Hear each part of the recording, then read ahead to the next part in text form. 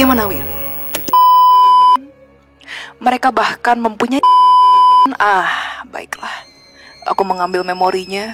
Anak itu iya nyesel semuanya. Tapi yang tua bangka Gak mau kan lagi asik-asik nonton, terus keganggu nih sama sensor-sensor yang bejibun. Nah, kalian tinggal tonton atau download aja nih eksklusif explicit konten kita. Caranya kalian langsung aja ke aplikasi Noise atau nih, tinggal scan aja barcode yang di depan aku nih. Kapan lagi nih kalian bisa nonton konten Detektif Astral berjam-jam tanpa sensor?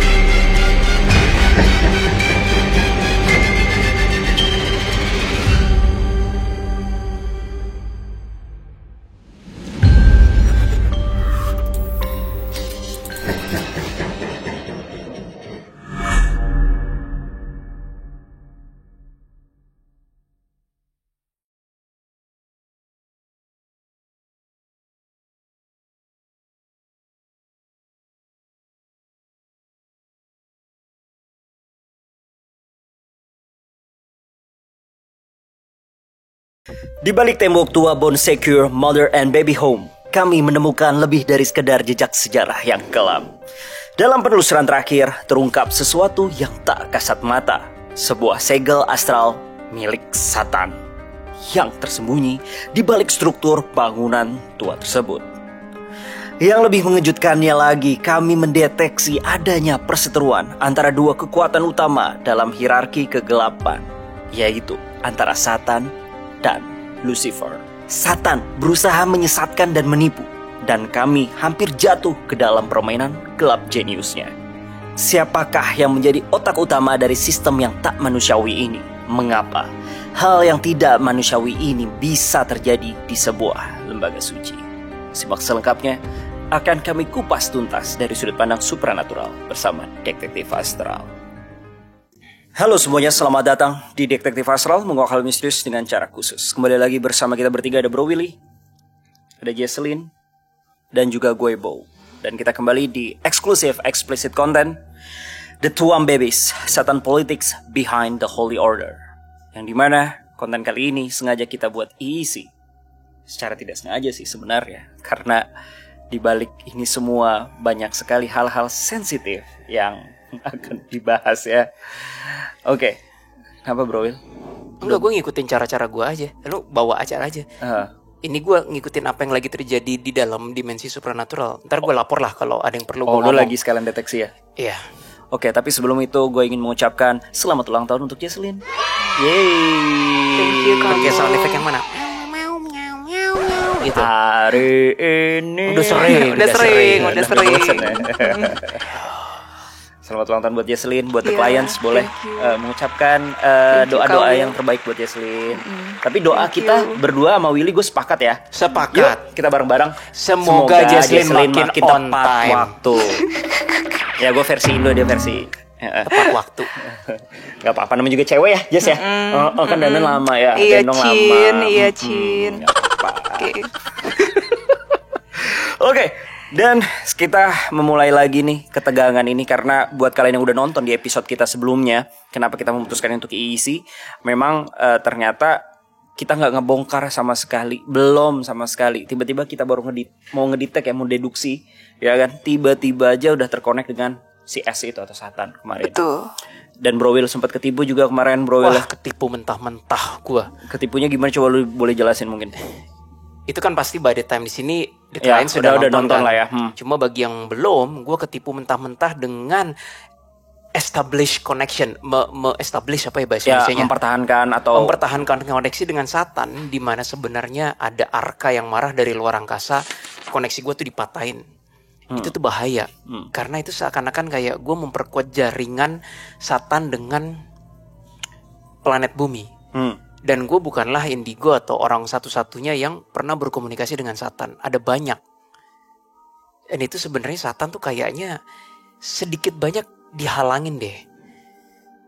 Cuma ya entah sejauh apa dia boleh masuk, entah sejauh apa dia gak boleh masuk. Tapi gue terlanjur establish communication sampai akhirnya dibar sama Arka. Udah, gue gak berani lagi. Gue bertekad mulai hari ini, mulai detik ini gue gak mau sedikit pun komunikasi dengan Satan anymore. Gak mau. Walaupun nanti juga pasti dia akan mengkoneksikan. Gak mau. Karena udah dimarahin gue. Bukan sekedar kayak gak bolehnya tuh kenapa. Arka udah jelasin gak bolehnya kenapa. Itu bisa ditonton di episode pra Tuam Babies. Yep.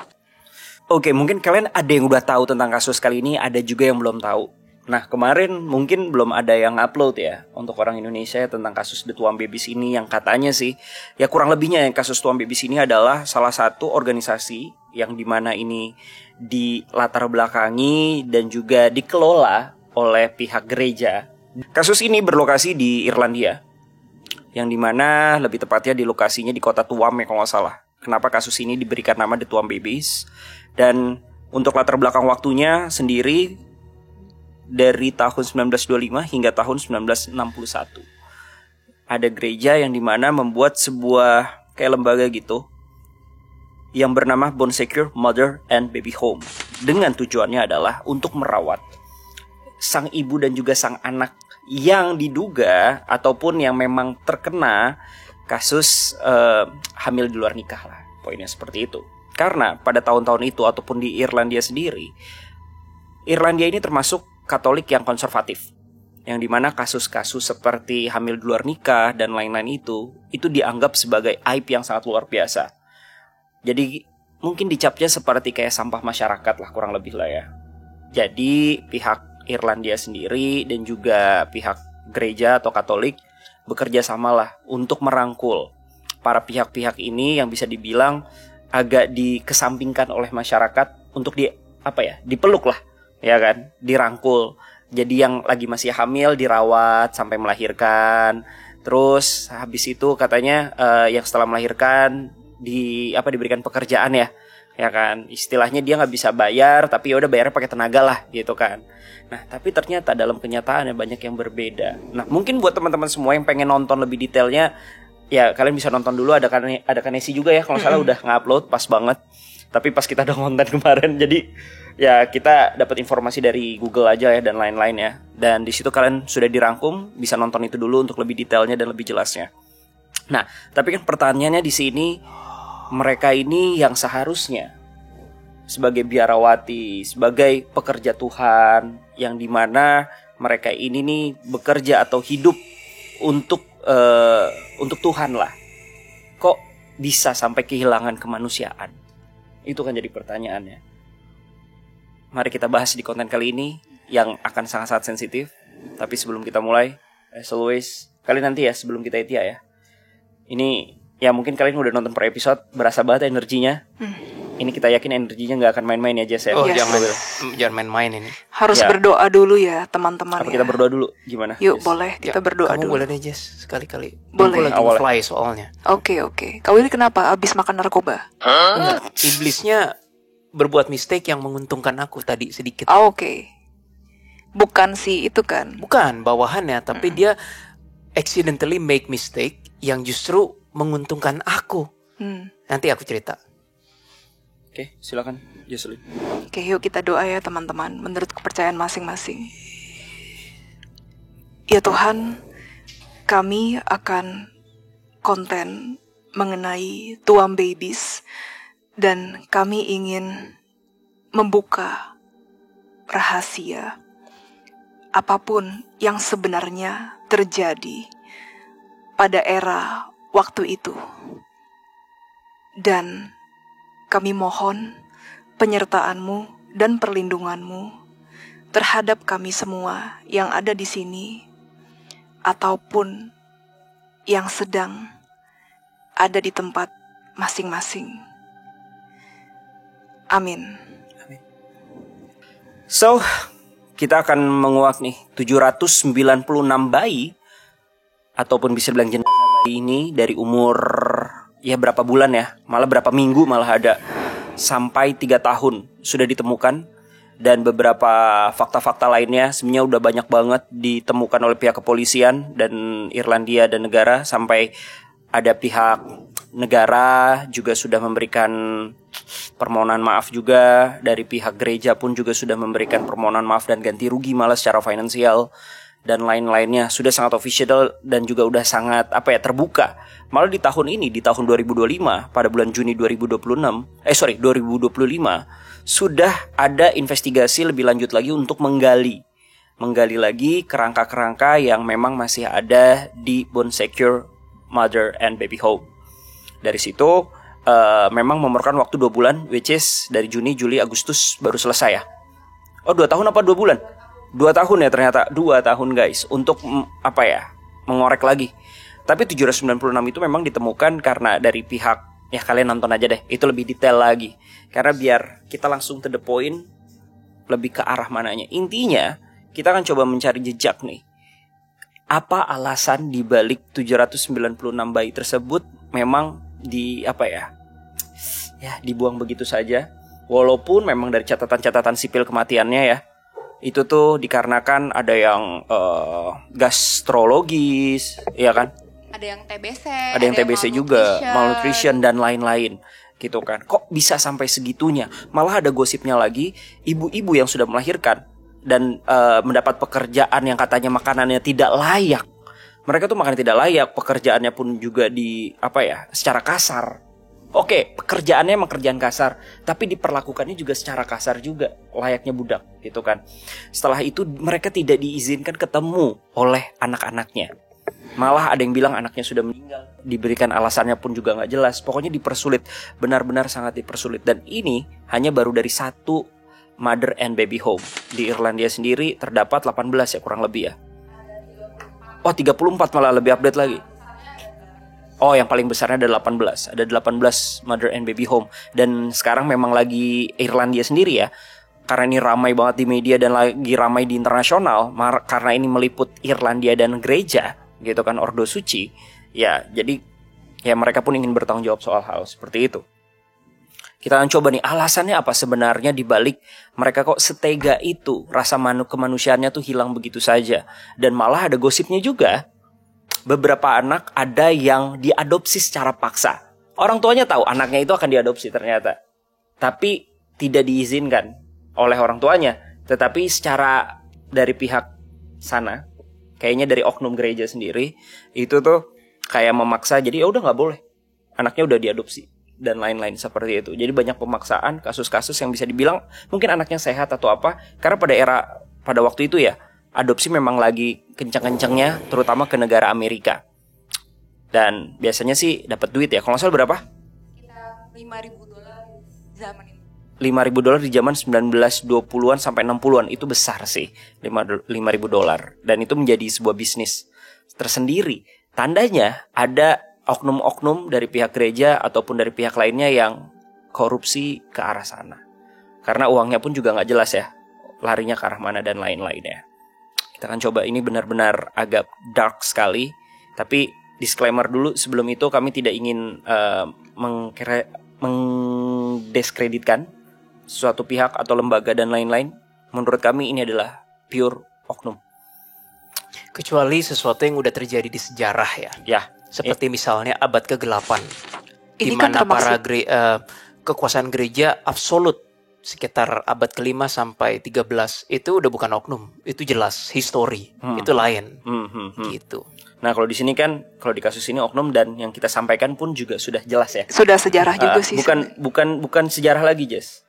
Sudah ada laporannya dan lain-lain. Iya, betul. Jadi ya yang kita omongin di sini udah bukan dugaan lagi, kayak 796 anak yang terlibat siapa aja, gitu kan. Itu sudah ada terdata. Betul. Dan dari pihak-pihak yang merasa bersalah pun sudah mengeluarkan statement gitu loh. Dan merasa bersalah dan ingin bertanggung jawab, malah mengganti secara finansial. Walaupun ya percuma gak percuma sih ya, kita gak tahu juga. Kurang lebih seperti itu. So langsung aja kita bahas. Kita mulai dari deduksi astral bersama Detektif Astral. Let's go.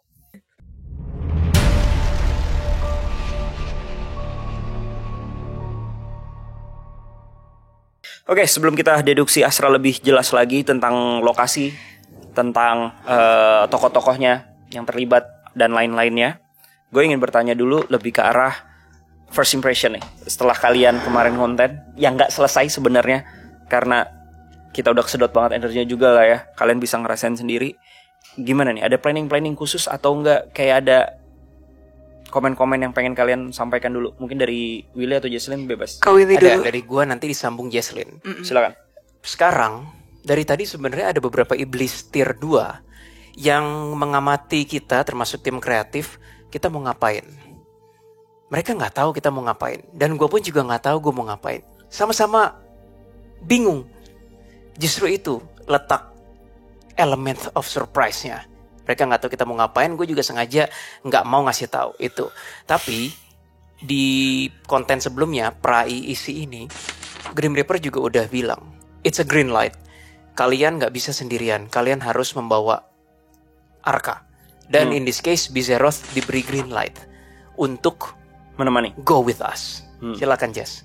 Ini sih Kabu, aku tadi sebelum kesini aku milih lagu bareng Bizeroth. As always ya. Jadi Bizeroth bilang, iya aku akan membawakan lagu yang baru gitu, agar penggemarku tidak bosan. Tapi tetap lagu yang Lakrimosanya sih tetap ada katanya. Tapi ya itu nanti udah dilihat aja dulu. Dan hari ini gue tugasnya jadi DJ ya. Iya, ada playlistnya udah. Oke. Terus apa lagi Jess setelah konten kemarin atau ada apa? Oh, apa yang dirasakan gitu ya. Wah, itu aku berasa selama seminggu terakhir ya Kabo. Itu kan jadinya cuma seminggu doang kan. Iya, minggu lalu. Selama seminggu terakhir aku dibuat gelisah. Gelisahnya, tapi pas aku runut tuh kayak gak ada sesuatu yang harus digelisahin sebenarnya.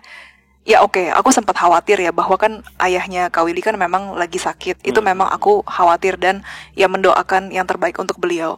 Tapi lain dari itu enggak sih, enggak ada alasan untuk aku gelisah sebenarnya.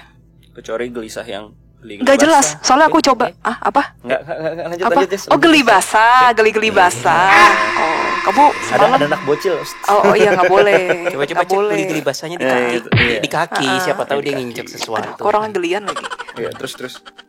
Itu aja sih dulu Kabu. Biar surprise nanti ya. Biar surprise. Karena nanti kalau udah dikasih tahu mereka ngedetect jadi tahu planningnya kan. Betul. I see. Oke, nah kan setelah kita kemarin konten ya kan. Gua nggak tahu nih. Yang lu lihat nih detect ke depannya nanti ataupun kita ada obrolan sekarang, mereka mempersiapkan sesuatu juga nggak sih? I think kalau kita ngedobrak semua pertahanan mereka di foto yang ini, yang serem itu Jess, barulah kita bisa tahu konflik seperti apa yang akan kita hadapi, informasi seperti apa yang harus kita bor, ataupun apa hubungannya dengan Satan ataupun Lucifer. Ini semua masih serba, mereka tuh establish defense, pertahanan. Tapi mereka juga gak mau gerak lebih lanjut, mereka menunggu tindakan kita apa. Kalau kita melihat konten kita yang dulu yang di Perancis, apa namanya? Chateau de Fontainebleau. Chateau de Fontainebleau. Itu kan lini kekuasaan atau lini politik dari Asmo ya. Beda. Di sini lu lihat lini Satan. Politik dari Satan langsung. Iya. Di bawahnya nggak ada tir-tir siapa lagi? Ada. Tier 2, tier 1. Tier 1-nya nggak tahu. Gua rasa di dalam gedung itu. Oh. Dan beberapa iblisnya adalah perekrutan dari sisa-sisa zaman kegelapan. Jadi iblis-iblis yang ada dan bekerja pada abad ke-5 sampai 13 ketika gereja kekuasaan absolut ada di sini. di apa namanya Tuan Babies apa ini nama tempatnya Lobrenshon apa Bonsecours. Iya, ada semua. Ibaratnya kayak staff-staffnya itu orang lama, iblis lama. Jadi mereka menerapkan politik yang sama juga kurang lebih. We don't know yet, tapi remnants dari yang lama. Coba kau jelasin dulu deh, zaman kegelapannya itu kayak apa? Ya, kan di sini nggak semuanya. Jujur gue pun juga nggak tahu sih. Coba silakan. Juga karena itu kan sejarah ya. Tetapi nanti teman-teman bisa cari lebih lengkap di ChatGPT atau apa. Secara singkat, zaman kegelapan tuh kira-kira dimulai dari abad ke-5 sampai 13, di mana kekuasaan gereja jelas saat itu absolut sekali. Ada orang kalau misalnya nggak bayar surat pengakuan dosa, ya lu entah dikucilkan kayak lu nggak bisa ngapa-ngapain kayak seperti itu. Kekuasaan absolut. Oh, yang sempat dijadikan politik juga nggak sih? Ya sudah pasti, sudah pasti. Dan walaupun zaman now mau terlepas dari Katolik ya sama zaman sekarang juga begitu. Agama dijadiin politik, ya nggak? Iya, intinya sama aja kan? Sama aja, tapi kalau dulu bedanya lebih absolut. Iya. Yes. Oke. Nah, kita langsung masuk ke arah deduksi deh. Paling enak deduksi mana dulu? Tempat? Mau orang dulu atau mau tempat dulu? Tempat dulu. Tempat dulu. Oke. Menurut kalian, nah ini tempat-tempatnya udah ada. Okay. Dari yang zaman dulu hingga ke zaman yang sekarang. Kalau dulu gedungnya masih ada ya? Kalau sekarang udah dibongkar ya? Iya, kalau dulu masih ada gedungnya, habis itu sekarang udah jadi lahan kosong aja, tapi sekitarnya itu tempat pemukiman penduduk. Oke, kita mulai deduksi dari tempat dulu. Yang lu rasain apa? Sebelum ke tempat, kayaknya gue nambahin sebelum lupa nih first impression deh. Oke, nggak apa-apa ya. Silakan bro. Di sini yang tadi gue agak nge-fly karena menurut gue iblisnya, gue harus netral. Menurut gue iblisnya make a mistake, tapi dia nggak maksud make a mistake. Ini misalnya gue iblisnya nih, ini Willy pinjam tangannya. Dia tuh tahu kok tangan gue ada kayak item-item. Itu kan arka kan, energi arka kan. Ditarik gini sama iblisnya. Ayo sini, ikut kamu.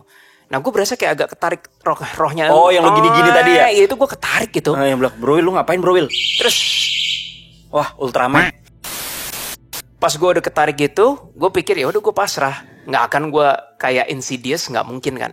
Terus ternyata gue ketarik lagi.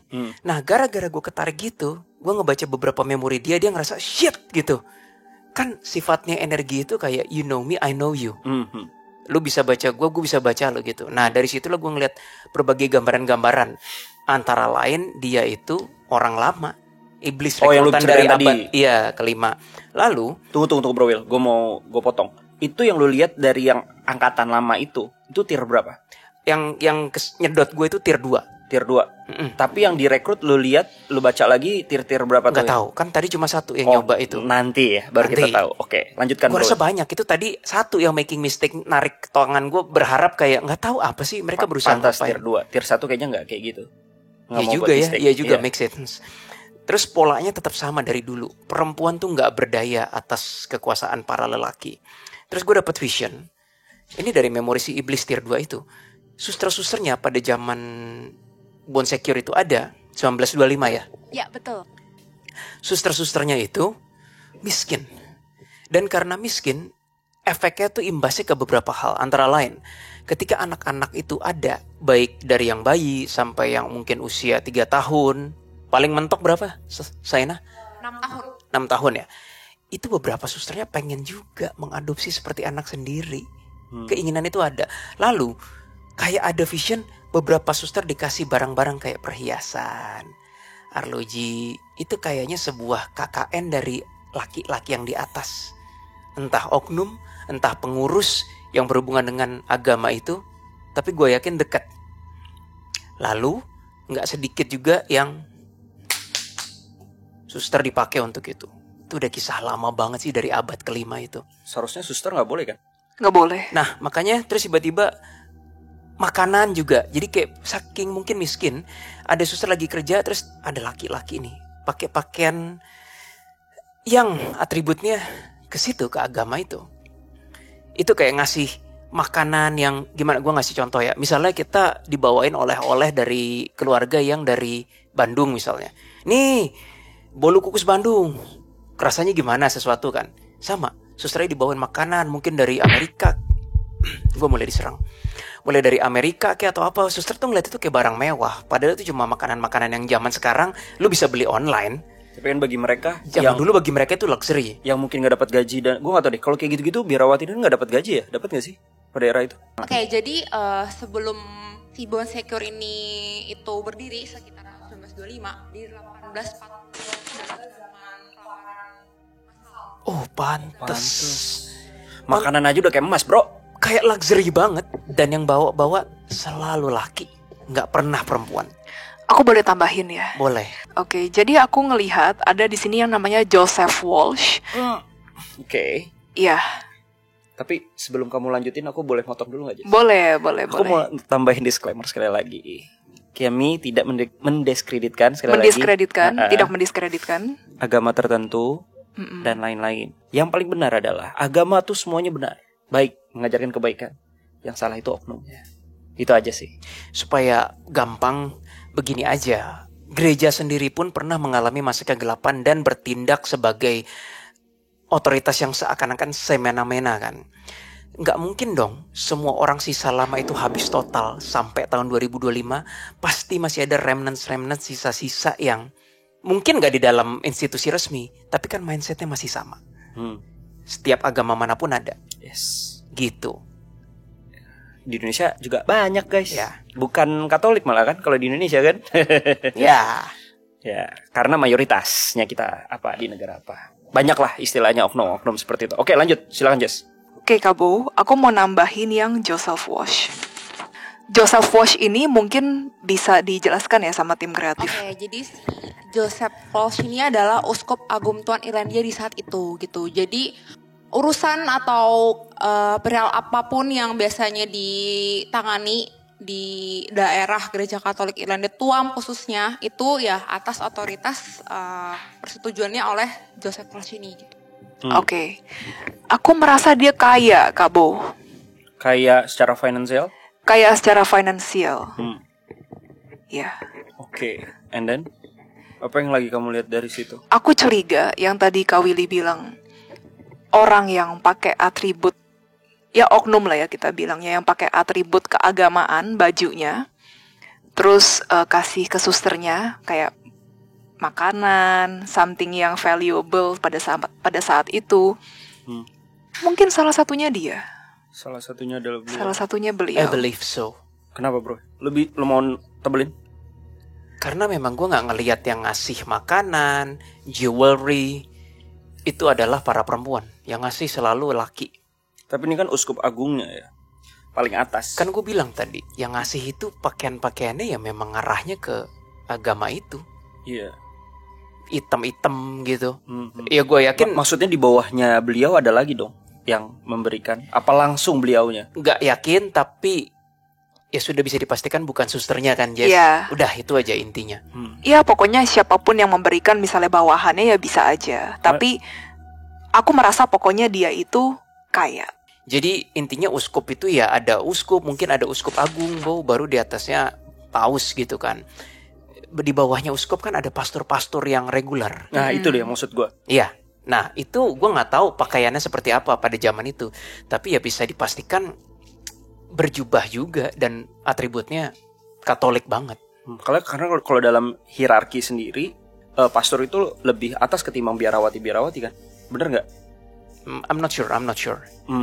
Tapi kerasa banget yang ibaratnya, maaf ya, yang pekerja kasar dan hands on dan lu bener-bener level yang paling bawah dengan objek pekerjaan itu susternya. Gitu kan Jess? Baru di atas-atasnya tuh para pria-pria yang controlling, organizing, dan manajemen. Itu. Karena para era zaman itu lagi perang gak sih? Lagi perang ya? Kalau nggak salah ya, perang dunia kan?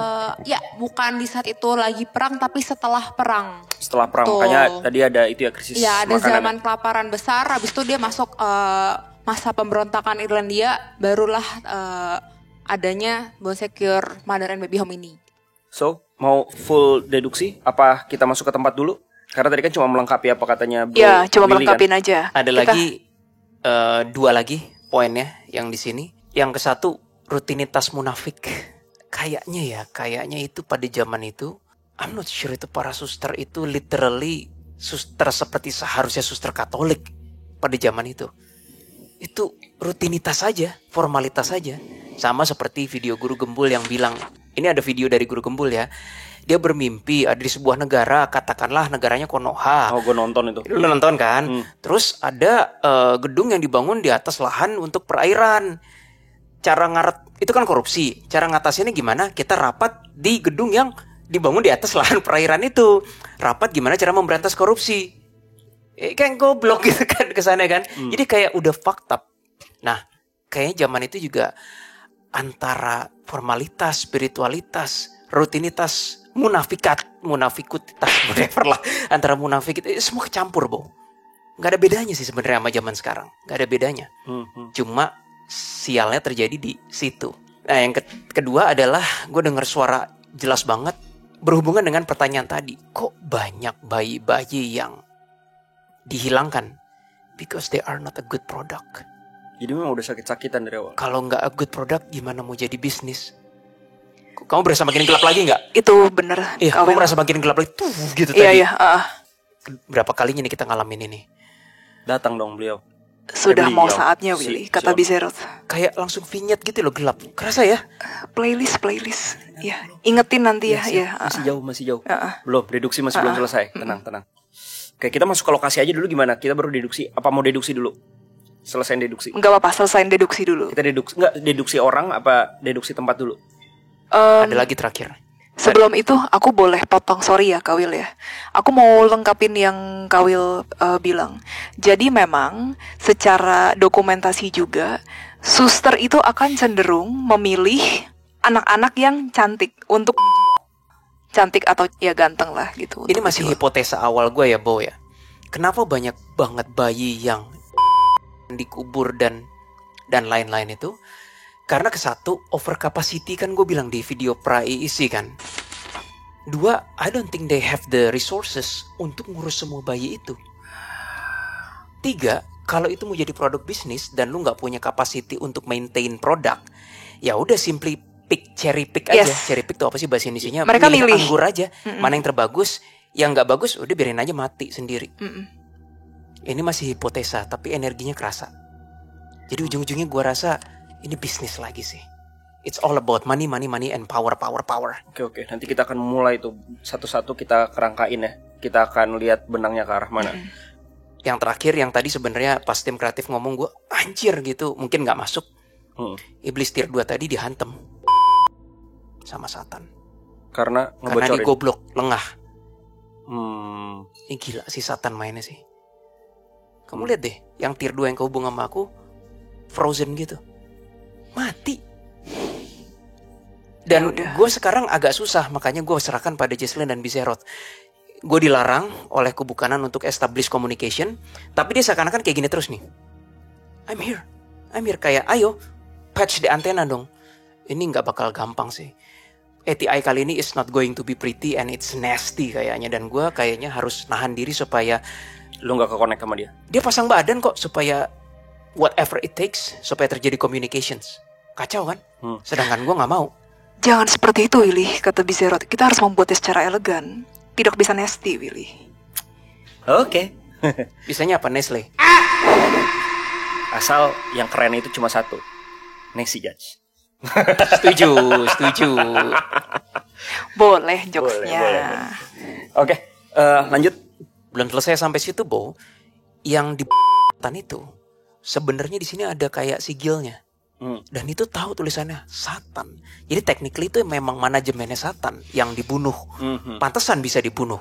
Beberapa iblis tier 2, tier 1 kadang gua ngelihat sigilnya berhubungan dengan Asmo lah, yang lain-lain kan. Ini berhubungan dengan Satan sih. Nah, silakan Jess. Dan we have to admit ya teman-teman, walaupun Joseph Walsh maksudnya ya berbalut lah ya uskup agung kan, itu ada sigilnya. Sigil apa? Sigil Kabo, sigil Satan. Kamu bilangnya itu sigil Satan ya? Gue belum trace lagi, tapi itu sigil iblis sih. Yang gue pengen cari tahu nanti, entah kita ATI atau apa, kok lu bisa punya sigil itu? Betul. Lu cara doanya gimana? Iya. Lu doa ke siapa dan hati lu apa, men? Si S ketawa. Jangan establish communication. Oke. Enggak. Aku enggak. Oke. Tapi aku tahu dia ketawa. Berasa banget. Iya, itu jadi Berasa. salah satu tanda tanya gue juga sih. Itu yang pengen gue teliti. Kayak ini aneh banget sih. Mereka kan suci. Mereka berdoa. Mereka tiap hari. Kok bisa? Karena kalau gue crack the code-nya ya, kenapa orang keagamaan bisa menjadi totally 180 derajat non keagamaan, tapi berbalut keagamaan, itu jadi at least gue bisa tahu lah permainan energinya. Dan kita bisa belajar. Bisa belajar juga dari situ. Kenapa orang-orang yang bisa dibilang memiliki jubah kesucian di Indonesia banyak loh. Banyak. Sorry to say, Habib-Habiban, Habib beneran atau Ustadz dan lain-lain, pesantren. Ya, tapi kan kita udah banyak ya kasus-kasus yang terungkap ya, yang kayak gimana nggak perlu. Tapi kok bisa, Bro Will? Nah itu, semoga nanti kita menemukan jawabannya. Tolong dicatat tim kreatif untuk jadi notes yang kita cari tahu juga, jadi pembelajaran buat teman-teman semua. Oke, ada lagi tentang Joseph Waltz? Apa cukup nanti? Shit, Bo. Itu lu walaupun ngomong gitu udah kejawab langsung. First of all harus diakui bahwa jubah-jubah seakan-akan kesucian di di Indonesia sudah pasti paling banyak yang berdomplengkan Islam. Kenapa? Ya karena majority. Iya. Kalau di US ya pasti mungkin Kristen kan, mungkin paling Katolik banyak. dan lain-lain. Nah, ada bedanya. Ini gue nggak mendiskreditkan lebih hebat mana, bro. Nggak ada gunanya merankingkan orang lebih hebat mana dalam konteks munafik ya. Tapi ada bedanya motif kerjanya antara oknum kesucian yang di Islam sama oknum kesucian yang ini di Katolik nih. Bedanya gini. Joseph Waltz itu dia kabelnya dengan supranaturalnya tinggi banget. Seriusan, bro? Iya, jadi I think dia tuh doa dan kesungguhan mengkonek kesadarannya ke dimensi lain. Itu luar biasa, doa-doa bener. Sedangkan kalau oknum yang gue lihat, yang gue tahu ya, yang lihat di Indonesia, itu mereka lebih berfokus gimana caranya omongan lu didengar dan mendapat banyak pengikut, dan maaf fokusnya supaya munafik tapi terlihat keren. Oke, dan dapat, kalau udah kayak gitu biasanya dapat cuan dan lain-lain kan? Fokusnya tuh bukan ke supranaturalnya. Ya. Fokusnya ke gimana caranya gue membawa diri supaya kelihatan berketuhanan, orang ngikut gue. Kalau Joseph Waltz fokusnya beneran ke sesuatu yang supernaturally. Dari situ mungkin dia entah ngawur atau gimana. Itu yang pengen gue teliti. Oke, nanti itu powernya beda, bro. Kita tandain. Powernya beda. Mungkin itu bisa kita tahu pas ATI memori kali ya. Iya. Oke. Cukup. Jesslyn mau ada tambahan? tambahan? Dengan satu persatu dipangkas nih dari Satan, gue having problem sih. Apa memorinya? Enggak, satu persatu tuh bagi iblis yang lengah. Jadi gini loh, para tier 2-nya juga sialan. Gue sendiri, teman gue di sebelah dibabat sama bos gue. Tapi gue disuruh guard tempat ini. Tapi kalau gue lengah, gue bisa dibabat. Konyol kan? Ya serba salah, kanan kiri salah. Tapi sedangkan kalau gue mau dedes maju, si Satannya kayak, ayo establish communication. Ini pelik sih. Kayak gue kiri kena, kanan kena, maju kena. Makanya gue punya Biserot sekarang sama Jesslyn. Oke, itu nanti. Jangan dibocorin dulu, Jess. Oke, gue lanjut langsung ke deduksi tokoh dulu ya. Tadi kan udah agak ngelompat tuh ke deduksi dari tokoh uskup agungnya Joseph Waltz ya kan. Di sini ada juga yang terlibat menurut tim kreatif dan kita ya, itu terlibat. Yang pertama itu ada Perdana Menteri dan Presiden Irlandia saat itu, era 25 tahun 1925 sampai 60-an lah. Yaitu adalah Eamon de Valera. Terus ada yang kedua, ada dia ini Presiden Amerika Serikat pada saat itu juga, Dwight D. Eisenhower. Dan yang ketiga ya terakhirnya sih sosnya Joseph Waltz ya. Ini adalah bisa dibilang yang terlibat pada era saat itu. Kalau lu Jesslyn dan lu Bro Will tadi bilang Joseph Waltz itu terlibat secara nggak langsung, pasti dong untuk mengirim dan lain-lain harus ada koneksi dengan negara. Kita mulai dari Presiden Irlandia dulu gimana? Boleh? Oke, yaitu adalah Eamon de Valera. Silakan. Jadi gua tambahin ya selama kalian nge-scan juga ya. Jadi ini Eamon ini gua anggapnya si Eamon aja ya. Namanya juga Eamon, Bro. Tambahin D. Iya, Eamon the Demon. Wede, mantap namanya. Keren tuh. Eamon the Eamon. Emon ya kan. Jadi ini itu siapa ya, Digimon gak, Bu? Beda. Oh, beda. Gabumon kali. Aduh. Jadi ini Eamon ini nih bisa dibilang sangat Katolik dan sangat konservatif juga dalam hal sosial dan juga moral. Jadi pada masa pemerintahannya negaranya nih menjalin hubungan erat dengan gereja Katolik, termasuk dalam urusan pendidikan, kesehatan dan juga moral publik. Kurang lebih seperti itu. Nah, oleh karena itu apakah ada keterkaitannya si Joseph Waltz dengan Eamon the Demon ini? First of all, gue ngerasa memorinya, kita coba di backup sama tim kreatif ya. Miskin men Irlandia saat itu. Bener, secara sejarah bener. Ya betul, karena kan seperti yang tadi di info sekitar 1840-an itu kan zaman kelaparan besar kan. Lalu dilanjuti ada pemberontakan Irlandia sekitar udah mau menjelang 1900-an baru berdirinya Bon Secours Mother and Baby Home ini gitu. Jadi nah, ya. Oke, sorry. Gak apa-apa, lanjut bro. I think the very original proposal yang mengidekan adakan Bon Secours, adakan program pebayian ini Eamon de Valera ini. Dialah pencetus proposalnya, bukan Dwight Eisenhower. Dwight Eisenhower tuh seperti kayak mitra bisnis. Think about it, seperti Eamon itu yang punya ide, terus dia nyari klien. Dwight Eisenhower, I guess one of the clients. Yang paling hands on kepada bagian bawah-bawah, ibaratnya yang kerja field lapangan, itu tuh Joseph Walsh. Setelah Joseph Walsh, nggak usah disebut, atasnya baru Eamon.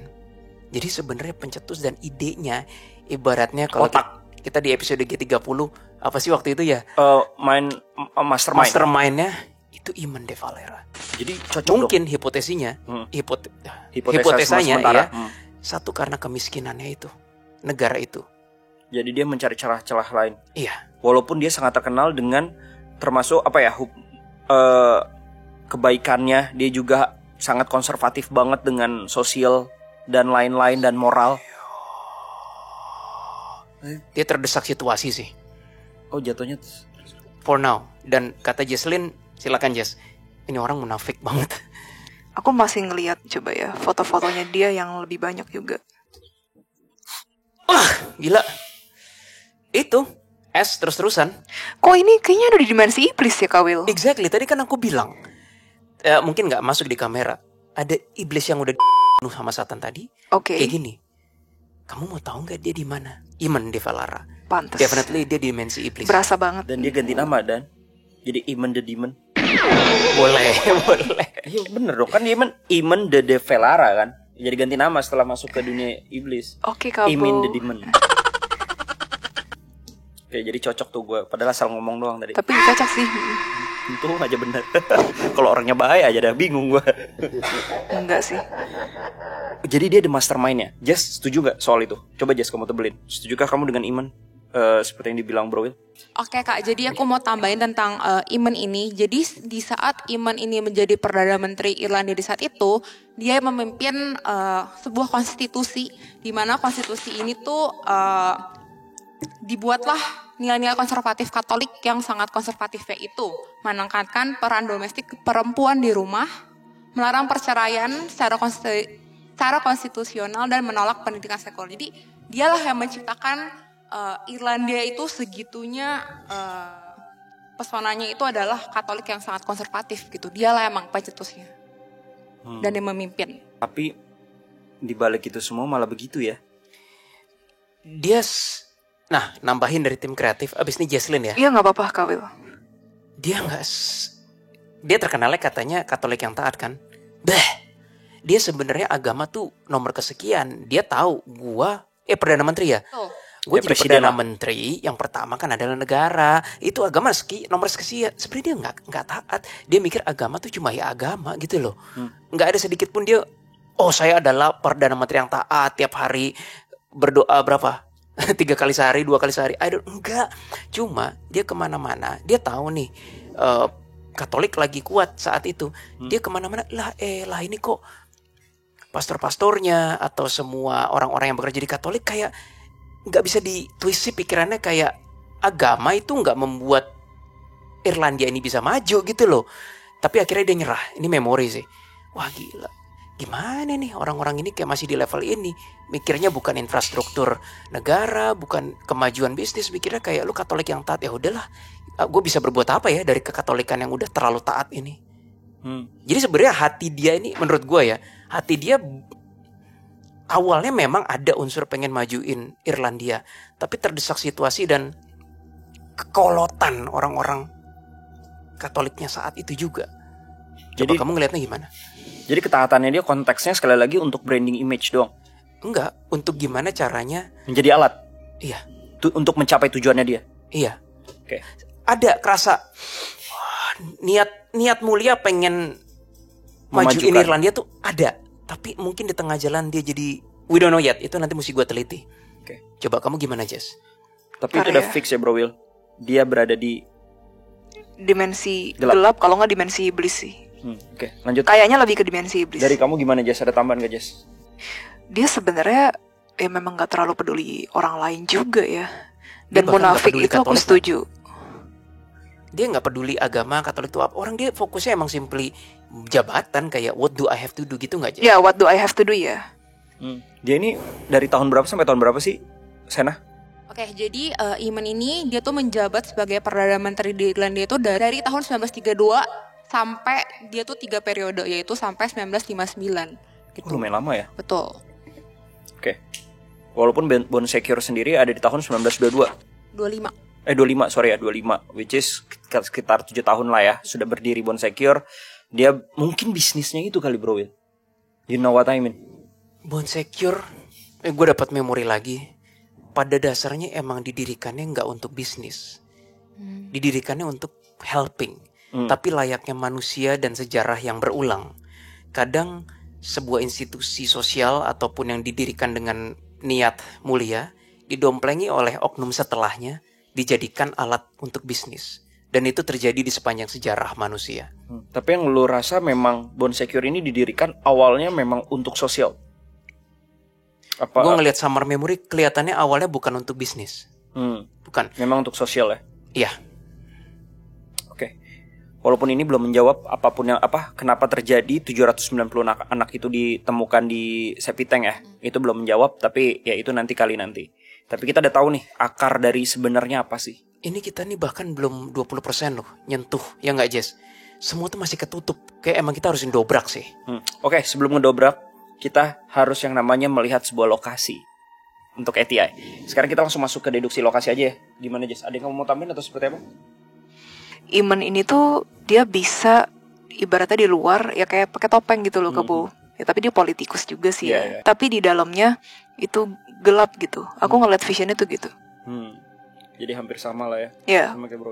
Oke, kita lanjut ke lokasi aja. Langsung ke lokasi. Kita akan feeling gua Eamon bisa kita cari ntar.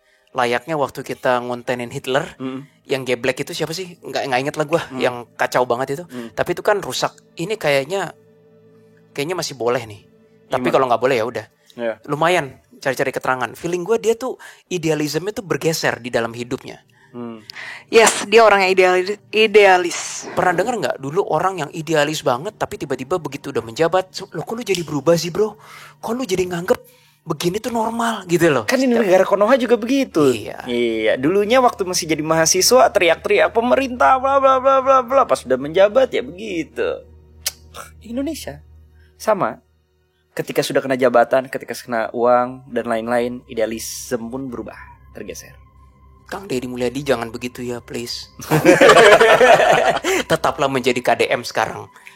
Oke. Lanjut. Oke, kita akan langsung masuk ke ATI lokasi. Seperti yang kalian ingat mungkin di sebelum konten kita kali ini, Bro, lu sempat bilang ya bahwa apa lagi? Perwakilan nih. Kalian tidak akan bisa menembus ke sini. Ini ada tier 2 yang kayak tier 2, sedikit betul. Masuk ke badan gue. Kalian kalau masuk ke sini, roh kalian kenapa? Kami akan mengadu ke Tuhan. Oh, mainannya begini ya sekarang. Ntar gue lanjutin dulu ya. Ouch. Bukan hanya kalian yang punya sistem mengadu katanya. Gue belum ngerasa ini bohong sih. Lagi. Jadi bukan kretak sambal ya? Kamu kelihatan jantan, kata Bizeroth. Dia gak balas sih. Gak mau. Dia cuma bilang, hanya anak ini. Maksudnya gue yang boleh masuk. Gak mau gue. Itu jebakan Willy, kata Bizeroth. Gitu. Ya sudah, sama dia ditutup. Terus dia gak bilang apa-apa lagi. Kayaknya dia siap kalau mau konflik. Abis ini dia ngadu, kata Bizeroth. Oke. Balik lagi, yang lu lihat dari tempat ini apa? Sudah dipugar ya? Menjadi sebuah tanah doang ya? Betul. Sudah ada tulisannya 796, malah Masih kerasa. Memang gak separah yang itu Jess, mana? Yang awal. Mana yang awal? Yang ini buset. Yang ini kan berasa banget. In fact that's the closest foto kita bisa ATI sih. Nah, ini kalau lu ke memori cocok banget yang ini. Ini gedung lamanya. Iya, yang ini. Waktu sebelum dipugar ya, dihancurin maksudnya. Defense! Sorry. teriak mereka. Kedengeran gue. Karena mereka tahu kita mau ke sana. Sorry, gue gak ada maksud gitu. Cuma kayak ada suara gitu loh. Nah itu suara dia yang gema. Artinya kayak mereka udah posisi bertahan ini. Wait, kalau lu posisi bertahan lu tahu berarti the attack bisa masuk dong.